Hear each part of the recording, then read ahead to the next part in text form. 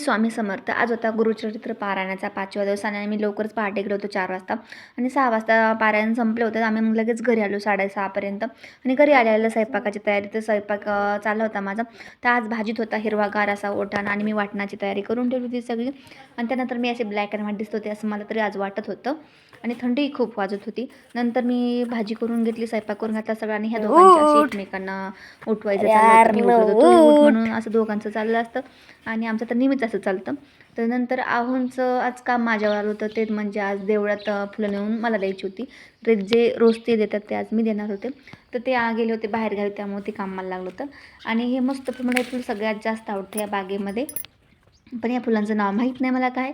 तर ह्या बागेचा पूर्ण जर व्हिडिओ तुम्हाला बघायचा असेल कशी आहे, इतकी मस्त बाग आहे ना, तर तुम्हाला जर खरंच बघायचं असेल तर माझ्या व्हिडिओला कमेंट करू शकता. मी हा व्हिडिओ ह्या बागेचा व्हिडिओ अपलोड करेल नक्कीच. आणि मी सगळी फुलं तोडली, जवळजवळ 5-6 प्रकारची फुलं तोडून घेतली आणि सगळे घेऊन मंदिरात गेले. मंदिरात गेल्या गेल्या पुजारी वाट बघत होते मुलांची कधी येतं, कारण उशीर खूप झाला होता मला जायला. ते 7ला जातात, मी आज जवळजवळ 9-9:30ला गेले होते. तर घरची कामं असल्यामुळे उशीर झाला मला आणि ते गेल्याने लगेच त्यांनी सजवायला सुरुवात केली. तर त्यांचं सजवायचं काम चाललं होतं आणि तो बघू शकता तुम्ही, काळ्या भैरवनाथाचं मंदिर आहे. आणि प्लीज सबस्क्राईब करा. भेटूया पुन्हा, तोपर्यंत बाय.